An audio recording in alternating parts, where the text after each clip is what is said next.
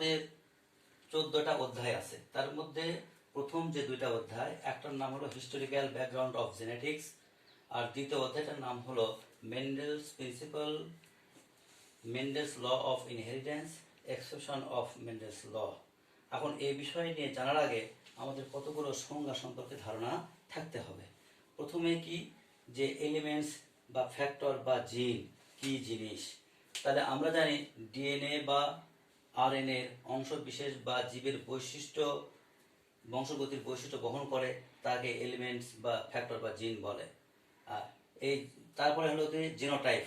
আমরা জানি যে কোনো জীবের বৈশিষ্ট্য, জিনগত যে বৈশিষ্ট্য, সেটাকে বলা হয় জেনোটাইপ। আর একটা নাম হলো ফেনোটাইপ, অর্থাৎ এই জিনের বৈশিষ্ট্য যখন বহিঃপ্রকাশ ঘটে, অর্থাৎ তাকে আমরা বাহ্যিকভাবে দেখতে পাই, সেটাকে বলা হয় ফেনোটাইপ। আর এই জিনগুলো কোনো একটা নির্দিষ্ট জায়গায় অবস্থান করে, সেই অবস্থানকারী অংশটাকে বলা হয় লোকাস। আর সাধারণত বিপরীত বৈশিষ্ট্যসম্পন্ন একজোড়া জিনের একটিকে অপরটিকে অ্যালিল বলে, কারণ এরা হোমোজাইগাস ক্রোমোজোমের একই লোকাসে অবস্থানকারী জিনগুলোকে অ্যালিল বলা হয়। আর তোমরা হয়তো এখান থেকে বুঝতে পারবা, যেমন বড়টি ছোটটি এই দুটো একে অপরের অ্যালিল। হ্যাঁ, তারপর হোমোজাইগোট জীবের কোনো বৈশিষ্ট্য নিয়ন্ত্রণকারী জিন সমূহ বা অ্যালিল সমূহ একই রকম হলে তাকে বলা হয় হোমোজাইগোট। আর যদি জীবের কোনো বৈশিষ্ট্য নিয়ন্ত্রণকারী জিন যদি তোমার বিপরীত ধর্মী হয়, অর্থাৎ ছোট এবং বড় মিশেলে হয়, তখন তাকে বলা হয় হেটারোজাইগোট। অর্থাৎ বড়টিকে বলা হয় হোমোজাইগোট, আর বড়টি ছোটটিকে বলা হয় হেটারোজাইগোট। আরও একটা বিষয় যে জিনোম সম্পর্কে ধারণা রাখতে হবে, যে কোনো জীবের সমস্ত জিনগুলোকে একত্রে বলা হয় জিনোম, অর্থাৎ একটা জীবের সকল ডিএনএ সিকোয়েন্সকে বলা হয় জিনোম। আমরা জানি যে মানবদেহে প্রায় 30,000 থেকে 40,000 জিন রয়েছে, এবং এতে মানে প্রায় 3.2 বিলিয়ন বেজ রয়েছে। এই জিন সংক্রান্ত যে বিষয়গুলো নিয়ে আলোচনা করা হয়, এখানে একটা জিনিস আরো বিষয়ভাবে জানতে হবে, সেটা হচ্ছে মনোহাইব্রিড ক্রস। আমরা জানি যখন এক জোড়া বৈশিষ্ট্য সম্পূর্ণ পিতা মাতার মধ্যে ক্রস করানো হয়, তখন তাকে বলা হয় মনোহাইব্রিড ক্রস। যখন দুই জোড়া বৈশিষ্ট্য সম্পূর্ণ পিতা মাতার মধ্যে ক্রস করানো হয়, তখন তাকে বলা হয় ডাইহাইব্রিড ক্রস। আর যদি দুইয়ের অধিক হয়, তখন তাকে বলা হয় পলিহাইব্রিড ক্রস। তো যাই হোক, আমরা এইটুকু জানলাম। এখন প্রথমে আমরা জানি যে বংশগতি সম্পর্কে দুইটা সূত্র মেন্ডেল দিয়েছিলেন। এখন এই দুইটা সূত্রকে বলা হয়, একটা হলো তোমার পৃথকীকরণ সূত্র বা ল অফ সেগ্রিগেশন, আর এটাকে বলা হয় স্বাধীন বিন্যাসী সূত্র, law of assortment, independent assortment. তা আমরা প্রথমেই মেন্ডেলের প্রথম সূত্র সংক্রান্ত বিষয়ে আলোচনা করব। এখানে আর একটা বিষয় তোমাদের মনে রাখা দরকার, যে মেন্ডেলের সূত্র জানার আগে প্রথমে বিশুদ্ধ চারা সম্পর্কে ধারণা থাকতে হবে। আমরা জানি যে চারায় কোনো প্রকার মানে সংমিশ্রণ থাকবে না, সেটাকে বলা হয় বিশুদ্ধ চারা। তাই প্রথমেই আমরা ধরে নেব বিশুদ্ধ চারা, প্রথম বংশধর P1 সমান বিশুদ্ধ পিতা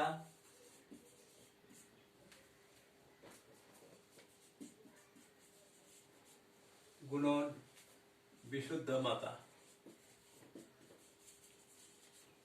আর বিশুদ্ধ পিতার জিন লম্বা যদি আমরা আখ্যায়িত করি জিন হিসেবে, সেটাকে বলা বড়টি।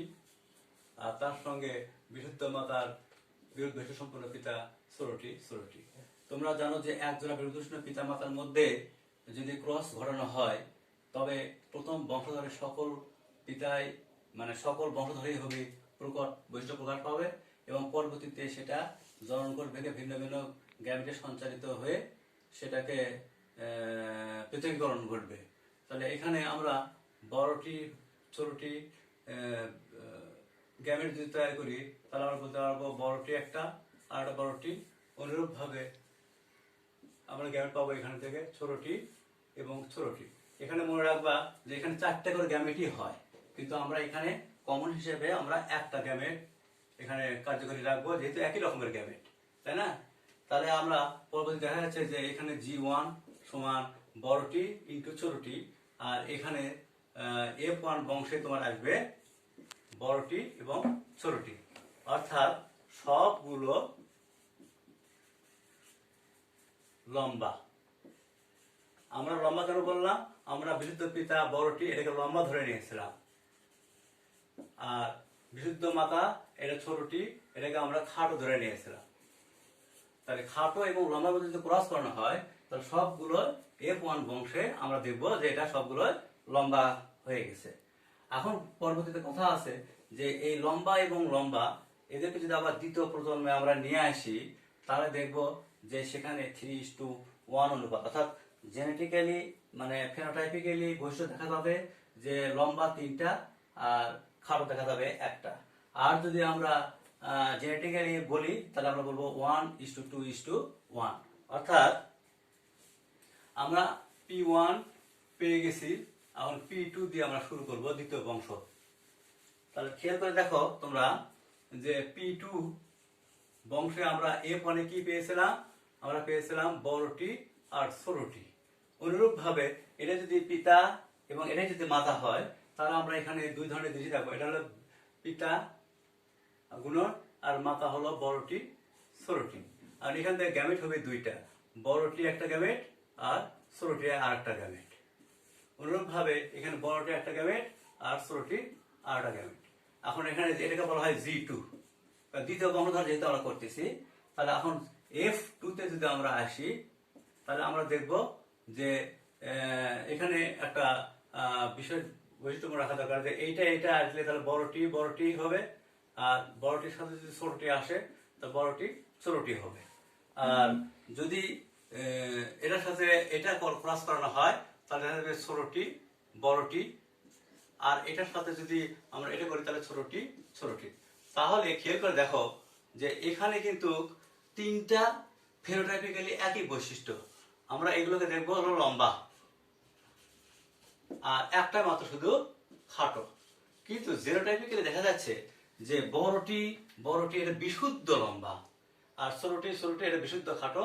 আর যে দুটা এখানে প্রায় এটা 25%, এইটা এই দুটা মিলে হবে তোমার এটাও লম্বা, কিন্তু এটা হবে তোমার 50%, আর এইটা হবে 25%, অর্থাৎ 100% আমরা প্রজন্ম পেয়ে যাব।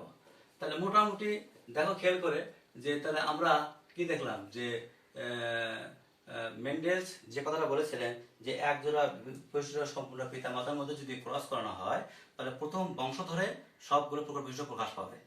পরবর্তীতে দেখা যাচ্ছে যে সেই দ্বিতীয় প্রজন্মে ওই জীব থেকে গ্যামেটগুলো ভিন্ন ভিন্ন ধরনের কোষে পৃথক থাকবে। তাহলে সেখানে দেখা যাচ্ছে যে পরবর্তীতে এই যে ভিন্ন ভিন্ন ধরনের কোষে গ্যামেটগুলো চলে গেছে, পৃথক হয়ে গেছে, এই জন্য এটাকে বলা হয় পৃথকীকরণ সূত্র। এটা মেন্ডেলের প্রথম সূত্র। আর এই সূত্রের ব্যতিক্রমও আছে। আমরা জানি যে ব্যতিক্রম বলতে বোঝায় যে মেন্ডেলস যে কথা বলেছিলেন যে এক জোড়া বৃহৎ পিতা মাতার মধ্যে ক্রস করলে এখানে 3:1 অনুপাতে পৃথকীকরণ ঘটবে। কিন্তু বাস্তবিক অনেক জীব আছে যেগুলোর মধ্যে এই বৈশিষ্ট্যগুলোর তেমন কোনো প্রভাব পড়ে না। কিছু কিছু ক্ষেত্রে, যেমন আমি যখন তোমাকে দুটা উদাহরণ দিয়ে বুঝে দিতে পারি যে এগুলো কি কারণে হয়। যেমন মেন্ডেলের প্রথম সূত্রে যে এক্সেপশন বা ব্যতিক্রম রয়েছে তার মধ্যে প্রথম যে সূত্র ব্যতিক্রম সূত্র সেটাকে বলা হচ্ছে অসম্পূর্ণ প্রকটতা। অসম্পূর্ণ প্রকটতা, অর্থাৎ এই অসম্পূর্ণ প্রকটতা কি জিনিস? আমরা জানি যে মেন্ডেল বলেছিলেন যে সম্পূর্ণ প্রকটতা প্রকাশ পাবে, কিন্তু এই ক্ষেত্রে দেখা যাচ্ছে যে ব্যতিক্রম। অর্থাৎ আমরা জানি যে লম্বা এবং খাটো দুটা জীবের মধ্যে যখন ক্রস করানো হয় তখন পরিপূর্ণভাবে লম্বা বৈশিষ্ট্য প্রকাশ পায়। পরবর্তীতে দেখা যাচ্ছে সেখান থেকে 3:1 অনুপাত সেগ্রিগেশন হয় বা পৃথকীকরণ ঘটে। কিন্তু এখানে দেখা যাচ্ছে যে সেটা প্রকাশ হবে না, কারণ এই ধরনের জীব এমন কতগুলো জীব আছে তাদের মধ্যে হয়। যেমন আমরা সন্ধ্যা মালতী ফুলের কথা যদি বলি, সন্ধ্যা মালতী ফুল, এখানে দেখা যাচ্ছে যে লাল ফুল এবং সাদা ফুল, এই লাল ফুল এবং সাদা ফুলের মধ্যে যদি ক্রস করানো হয় তাহলে দেখা যাবে যে এদের মধ্যে সম্পূর্ণ প্রকটতা প্রকাশ পায় না। তা লাল ফুলের যে জেনোটাইপিক্যালি বৈশিষ্ট্য যেমন রেড আর আর সাদা ফুলের বৈশিষ্ট্য এটা হলো তোমার এর বিপরীত বৈশিষ্ট্য ছোট আর। তাহলে এখানে দেখা যাচ্ছে যে দুইটা গ্যামেট এখানে P1 বলা হয়, তাহলে G1 হিসেবে দুটো গ্যামেট আসবে, বড় আর ছোট, বড় আর এটা হলো ছোট আর ছোট আর, অর্থাৎ এইটা হলো তোমার সাদা লাল, লাল আর এটা হলো সাদা, এটা হলো পুরুষ, এটা হলো স্ত্রী। তাহলে দেখা যাচ্ছে যে এখানে F1 বংশে কি আসলো, এখানে দেখা যাচ্ছে যে গোলাপি আকার ধারণ করলো, অর্থাৎ বড় আর এবং ছোট আর, এখানে একটা প্রজন্ম তৈরি হলো এবং এগুলোকে বলা হলো সব গোলাপি, সব গোলাপি। কিন্তু মেন্ডেলের সূত্র, প্রথম সূত্রের অনুপাতে এটা হওয়ার কথা ছিল সব কি লাল, কিন্তু দেখা যাচ্ছে যে লাল থেকে না হয়ে এরা গোলাপি আকার ধারণ করছে। তার মানে কি, এটা পরিপূর্ণভাবে প্রকটতা প্রকাশ করেনি, কিন্তু এই জিনগুলো তাদের মধ্যে নিহিত আছে। পরবর্তী প্রজন্মে দেখা যাচ্ছে যে সবগুলো গোলাপি যদি আমি ক্রস করি তাহলে আবার কি দেখা যায়, তাহলে P2 যদি এটাই হয় বড় আর ছোট আর, হ্যাঁ, ইন্টু বড় আর ছোট আর পুরুষ এবং স্ত্রী, তাহলে এখানে দেখা যাচ্ছে যে G2 তে দুইটা গ্যামেট তৈরি হচ্ছে, বড় আর একটা ছোট আর একটা। আর একটা বিষয় দেখা যাচ্ছে যে বড় আর এবং ছোট আর। এখন এই দুইটা প্রজন্ম G2 হয়ে গেল, তাহলে G2 যদি এইটা হয় তাহলে F2 তে কি দেখা যাচ্ছে, F2 তে দেখা যাচ্ছে যে এখানে এটার সাথে এটা ক্রস করলে বড় আর অনুপাতের জেনেটিক্যালি অনুপাতের ঠিকই থাকবে, কিন্তু পার্থক্য দেখা যাবে। বড় আর ছোট আর, এটাকে বলা হচ্ছে বড় আর ছোট আর এটাকে বলা হচ্ছে ছোট আর। তাহলে এখানে কি দেখা গেল, যে বড় আর এটা কেমন ছিল, লাল। তারপরে দুইটা প্রজন্ম কেমন, সবগুলো এই যে গোলাপি, বড় আর ছোট আর, আর ছোট আর এই দুইটা হলো গোলাপি, আর এইটাকে বলা হচ্ছে সাদা। তাহলে আমরা কি দেখতে পেলাম, যে মেন্ডেলের সূত্র অনুপাতে হওয়ার কথা ছিল 1:2:1, অর্থাৎ জেনোটাইপিক্যালি, আর ফিনোটাইপিক্যালি কথা ছিল হলো 3:1। আর এখানে আমরা দেখতে পাচ্ছি যে এখানকার যে অনুপাতটা দাঁড়ালো সেই অনুপাতটা হলো লাল কয়টা, একটা, আর অনুপাত গোলাপি কয়টা, দুইটা, আর এখানে দেখা যাচ্ছে কি সাদা কয়টা, একটা।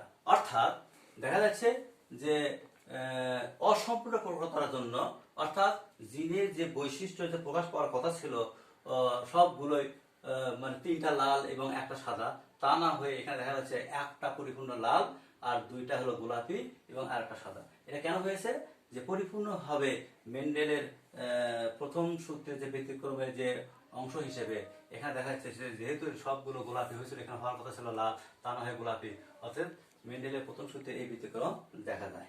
ঠিক আছে, এটা ক্লিয়ার। তারপর আর একটা বিষয় হলো যে এর আরো একটা ব্যতিক্রম আছে, যেমন লিথাল জিন। তোমরা জানো যে সদ্যজাত কোন শিশু জীবের মৃত্যু ঘটানোর জিনকে বলা হয় লিথাল জিন। আমরা জানি যে প্রকট বা প্রচ্ছন্ন অবস্থায় সদ্যজাত শিশু জীবের যে মৃত্যু জিনের কারণে যে সদ্যজাত শিশু জীবের যে মৃত্যু ঘটে সেটাকে বলা হয় লিথাল জিন। এখানে ইঁদুরের বেলায় আমরা এটা দেখতে পারি, অথবা কিরপার জাতীয় মুরগির বেলায় আমরা এই বৈশিষ্ট্যগুলো দেখতে পাই। তাহলে এটা ঘাতক জিন বলা হয় বা মারণ জিন। তাহলে সেখানে আমরা কি দেখতে পাই, যে প্রকট অবস্থায় সদ্যজাত শিশু জীবের কোনো মানে বেঁচে থাকতে পারে না, অর্থাৎ এখানে বিশুদ্ধ জাত পাওয়া সর্বদাই কঠিন। কারণ আমরা জানি যে বড়টি হলো প্রকট, অথবা ছোটটি এটা হলো প্রচ্ছন্ন কিন্তু হোমোজাইগোট অবস্থায় আছে। এই অবস্থায় কোনো জীব বেঁচে থাকতে পারে না, যে কোনো একটা জীব বেঁচে থাকতে পারে না। অর্থাৎ চারটা জীব যদি হয়, এখানে দেখা যাবে যে কোনো একটা জীব মারা যাবে, সেটা প্রকট হোক অথবা প্রচ্ছন্ন হোক। তাহলে আমরা দেখি যে তাহলে এখানে দুইটা মুরগির মানে যেটা স্বাভাবিক প্রকৃতিতে পাওয়া যায় সেরকম জীব, যেমন এখানে হেন এইচ, আমরা যদি বলি ক্রিপার জাতীয় মুরগি, তাহলে এইচ আর একটা মানে এর সঙ্গেকার জিন হলো ছোট হাতের এইচ। আর অনুরূপ ভাবে আর একটা জিন আছে হলো এইচ আর ছোট হাতের এইচ, অর্থাৎ এই জীবটা পৃথিবীতে থাকে, কিন্তু এইচ বড় হাতের এইচ থাকবে না এবং ছোট হাতের এইচ থাকবে না। তাহলে এখানে যদি P1 আমরা ধরি, তাহলে এটা তাহলে G1 কি দাঁড়ায়, তাহলে এইচ একটা গ্যামেট, এই ছোট হাতের এইচ একটা গ্যামেট। অনুরূপ ভাবে বড় হাতের এইচ একটা গ্যামেট আর ছোট হাতের এইচ আর একটা গ্যামেট। তাহলে এখানে F1 বংশে দেখা যাচ্ছে যে কি দেখা যাচ্ছে, যে তার এই দুইটা জীব এর মধ্যে ক্রস করলে এখানে বড় হাতের এইচ, তারপরে হলো এটা আসলো, তারপরে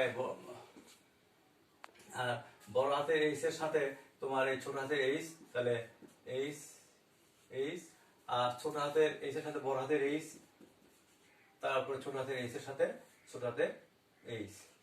তাহলে তুমি খেয়াল করে দেখো যে এই অবস্থায় কোনো যে বেঁচে থাকতে পারে না, অথবা এই অবস্থায় কোনো যে বেঁচে থাকতে পারে না। তবে এখানে যেহেতু একটা সদস্যশীল জীবের মৃত্যু হবে, সেটা যদি প্রকট জিনের উপর মানে প্রভাব বিস্তার করে তাহলে এটা মারা যাবে, আর তো প্রচ্ছন্ন জিনের উপর প্রভাব বিস্তার করে তবে এটা মারা যাবে। তাহলে আমরা ধরে নিতে পারি যে এখানে 1:2:1, অর্থাৎ যে কোনো যদি মারা যায় তাহলে ধরে নিলাম এটা ক্রস, এটা মারা গেল, তাহলে দেখা গেল কি অনুপাত 2:1।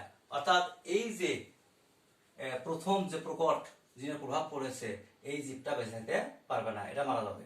আর অনুরূপভাবে আর একটা জীব এখানে বলা হচ্ছে যে এই জীবটা প্রচ্ছন্ন, এই প্রচ্ছন্ন জিনটা কিন্তু ঠিকই বেঁচে থাকবে, অর্থাৎ 2:1। তাহলে এখানে দেখা যাচ্ছে যেখানে মেন্ডেলের সূত্রের অনুপাতে এখানে হওয়ার কথা ছিল 3:1, সেখানে না হয়ে এখানে দেখা গেল কি 2:1, অর্থাৎ একটা জীব মারা গেল। অথবা এটা এমনও হতে পারে যে এইটাই হয়তো জীবিত থাকলো, এইটা মারা গেল, তাহলে দেখা যাচ্ছে যে এর অনুপাত দাঁড়াবে তখন এইটা না থেকে এটা 1 থেকেই যাবে, কিন্তু এই পাশের অনুপাতটা মানে মারা যাবে। তাহলে আমরা কি দেখতে পারি 1:2, এটাও হতে পারে।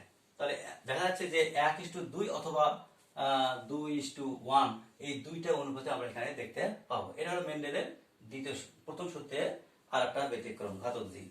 তা যাই হোক, মেন্ডেলের সূত্র দুইটা আছে, একটাকে বলা হচ্ছে পৃথকীকরণ সূত্র, সেটা আমরা এতক্ষণে আলোচনা করলাম। তারপর দ্বিতীয় সূত্র যেটা, এটাকে বলা হয় ইন্ডিপেন্ডেন্ট অ্যাসর্টমেন্ট, অর্থাৎ স্বাধীন বিন্যাসের সূত্র। তোমরা জানো যে এখানে আমরা প্রথম সূত্রে কি দেখছি যে এক জোড়া বৈশিষ্ট্য সম্পূর্ণ পিতা মাতার মধ্যে ক্রস করানো হয় তাহলে প্রথম বংশধরের প্রকট বৈশিষ্ট্যগুলো প্রকাশ পাবে, পরবর্তীতে জনক সৃষ্টির সময় সেই জিনগুলো পাশাপাশি অবস্থান করবে, এটাকে বলা হয় পৃথকীকরণ সূত্র। সেখানে আমরা সূত্রিত অনুপাত পেয়েছি 1:2:1, এটা জেনেটিক্যালি। আর যদি ফিনোটাইপিক্যালি আমরা দেখি, অর্থাৎ যেটা বাহ্যিকভাবে দেখা যায় সেটাকে বলা ফিনোটাইপিক্যালি বৈশিষ্ট্য, সেখানে দেখা যাচ্ছে যে 3:1 আমরা পেয়েছি। আর ব্যতিক্রম হিসেবে আমরা দুইটা ব্যতিক্রম এখানে আলোচনা করেছি।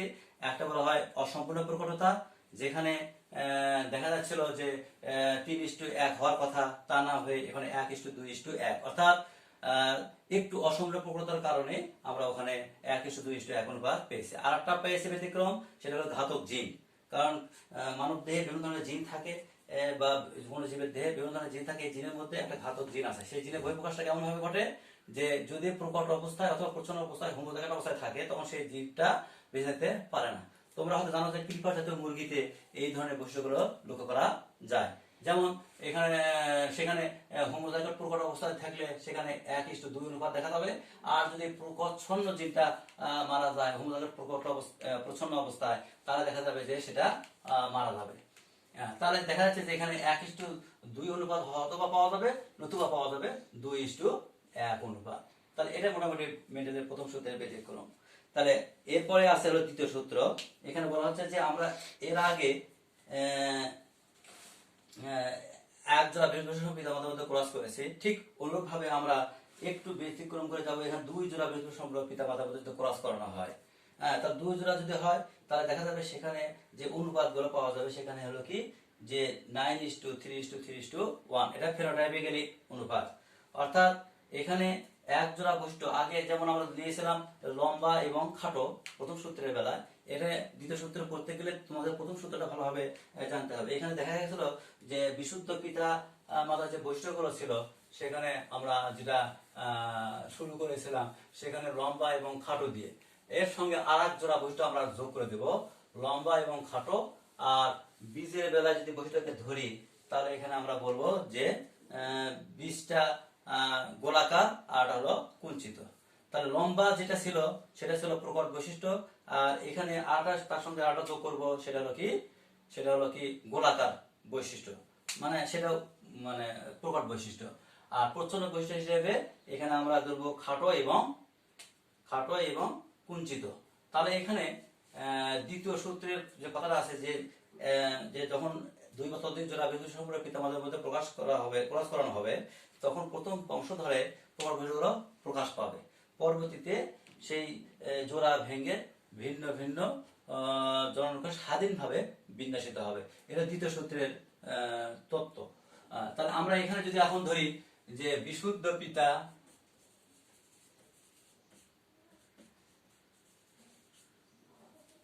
পিতা পুরুষ, বিশুদ্ধ মাতা স্ত্রী, এখানে দুই জোড়া বৈশিষ্ট্য কথা আমরা বলতেছি। তাহলে কি বলতেছি? লম্বা এর সঙ্গে গোল,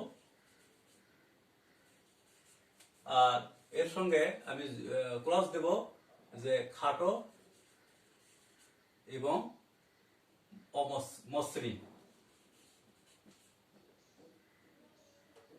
গোল এবং অমসৃণ। তাহলে এখানে লম্বার জন্য ডাইজিন আমরা কাজে ধরেছিলাম এর আগে, যেমন বড়টি টল, আর গোল হলো রাউন্ড, হ্যাঁ, আর তাহলে বড় আর।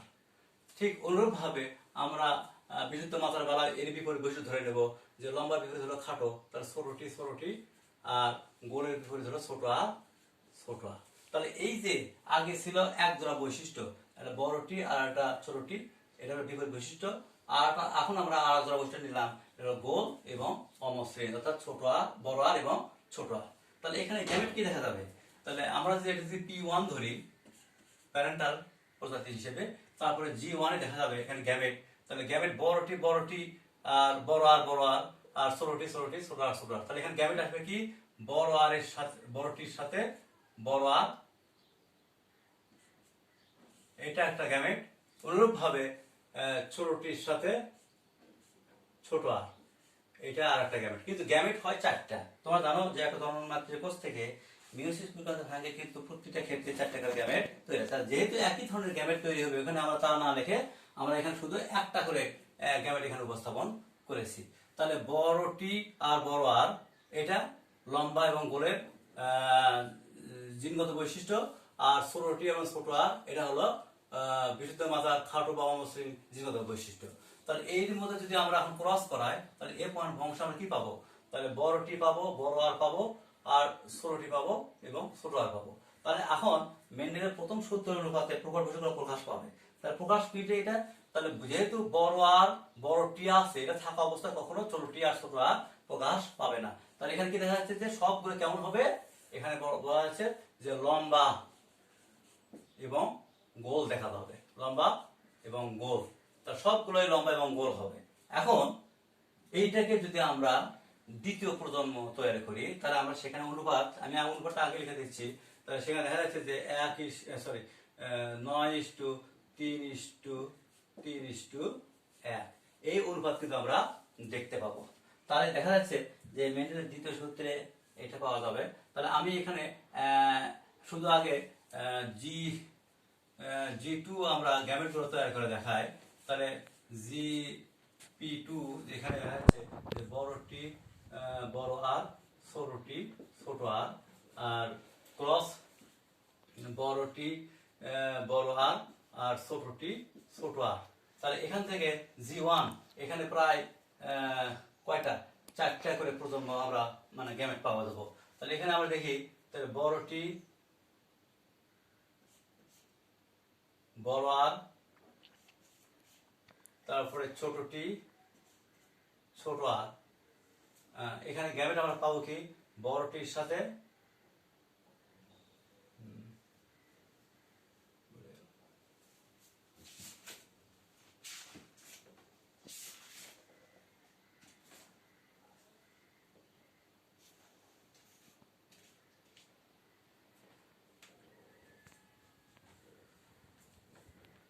ঠিকই আছে।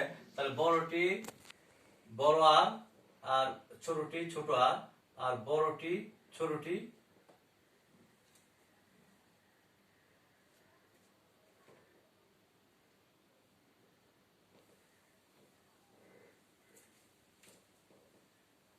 তাহলে আমরা এখানে 4 ধরনের গ্যামেট পাবো। একটা করে বলা হচ্ছে বড়টি বড় আর, তারপরে ছোটটি ছোট আর, তাহলে বড়টির সাথে ছোটটি, আর বড় ছোট আর এর সাথে ছোটটির সাথে বড়টির সাথে বড়টি, আর হলো বড়টি বড় আর, বড়টি ছোট আর, বড়টি বড় আর, বড়টি ছোট আর, এই দুইটা পালাম। আর দুটো পাবো হলো বড়টির সাথে ছোটটি,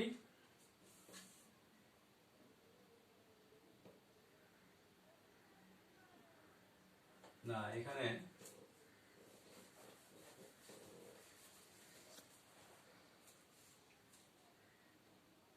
বড়টির সাথে বড় আর, তারপরে পাবো হলো ছোটটির সাথে ছোট আর, তারপরে বড়টির সাথে পাবো ছোট আর, আর পাবো হলো ছোটটির সাথে বড় আর। তাহলে এই যে চারটা গ্যামেট আমরা পালাম, ঠিক পিতাতেও যেমন শুক্রাণু চারটা পাবো, ঠিক ডিম্বাণুতেও আমরা তাই পাবো। বড়টি বড় আর, আর ছোটটি ছোট আর, বড়টি ছোট আর, আর ছোটটি বড় আর, এই চারটা গ্যামেট পাবো। তাহলে এই চারটা এবং চারটা আটটা গ্যামেটকে যদি আমরা সংমিশ্রণ ঘটাই, আমরা কি দেখতে পাবো? দেখো, আমরা এটা চেকার বোর্ডের মাধ্যমে পুরো জিনিসটাকে তুলে ধরার চেষ্টা করব। এখানে প্রায় 16টা প্রজন্ম পাওয়া যাবে, আমরা সেটাকে এখানে তুলে ধরতেছি। তাহলে চেকার বোর্ড অর্থাৎ F2টাকে যদি আমরা এইভাবে চিহ্নিত করি,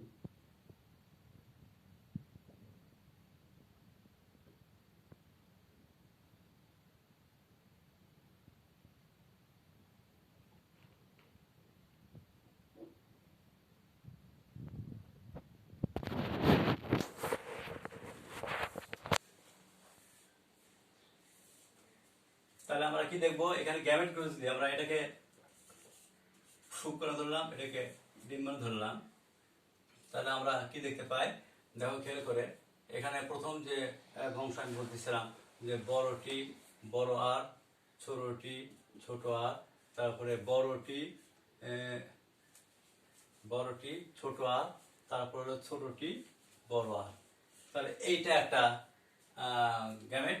ঠিক অনুরূপভাবে বিপরীত তুমি নিয়ে আসো বড়টি বড় আর, ছোটটি ছোট আর, তারপরে বড়টি ছোট আর, আর ছোটটি বড় আর। তাহলে এই প্রজন্মে আমরা কি দেখতে পাবো এখন? তাহলে এই প্রজন্মে আমরা এখানে দেখতে পাচ্ছি যে বড়টি বড় আর বড় আর, তারপরে বড়টি ছোটটি বড় আর ছোট আর, তারপরে এখানে পাবো হলো বড়টি বড় আর ছোট আর, তারপরে আমরা পাবো এখানে বড়টি ছোটটি বড় আর বড় আর, তারপরে আর পাবো বড়টি ছোটটি বড় আর ছোট আর। বুঝতে পারতেছ?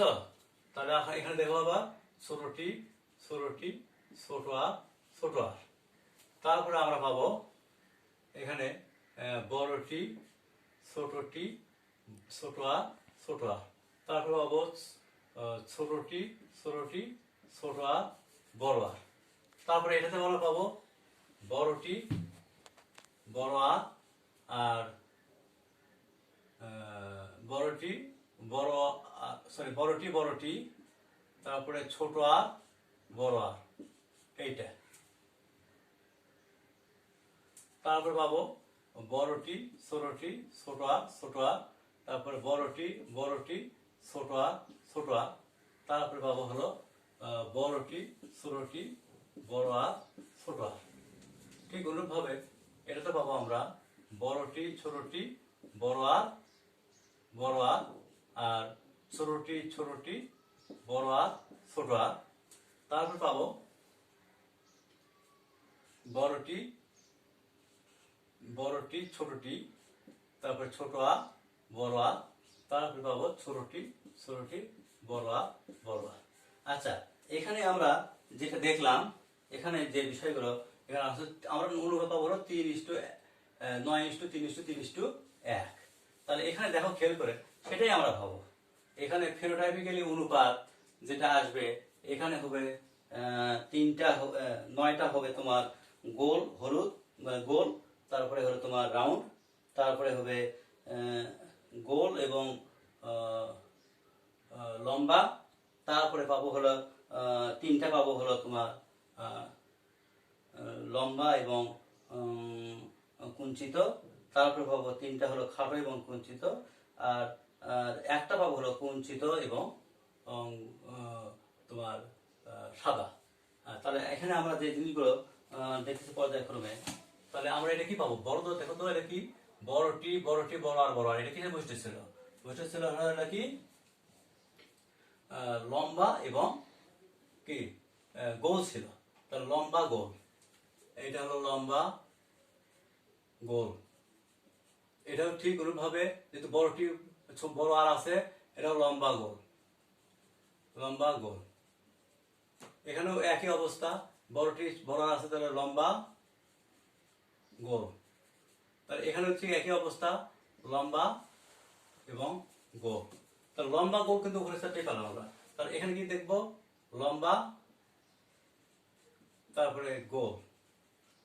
এখানে আবার দেখো খেয়াল করে, ষোলোটি ছোট আর। ষোলোটি ছোট আর মানে কি? ষোলোটি হলো কি ছিল? খাটো, আর হলো এটা ছিল কুঞ্চিত। তাহলে খাটো, কুঞ্চিত বা অমসৃণ যাকে বলা হয়। তারপর ঠিক অনুভাবে এটা হলো আবার লম্বা, এটা হলো কুঞ্চিত, এটা একটু আলাদা। তারপরে এটা আবার হবে খাটো, গোল। তারপরে এটা হবে লম্বা, গোল। এটা হবে তোমার লম্বা, কুঞ্চিত, আর এটা হবে লম্বা, এটা হবে কুঞ্চিত। তাহলে এটা হবে লম্বা, গোল, এটা লম্বা, গোল। এটা হবে তোমার খাটো, গোল, আর এটা হবে লম্বা, গোল, আর এটা হবে খাটো, গোল। তাহলে এখানে দেখা যাচ্ছে যে আমরা লম্বা এবং গোল পাবো। লম্বা গোল পাবো হলো 9টা,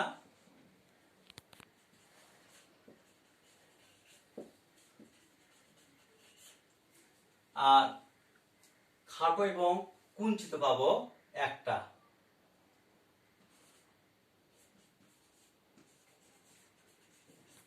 খাটো, কুঞ্চিত বা অমসৃণ যাকে বলা হয়, কুঞ্চিত। আর তিনটি আমরা পাবো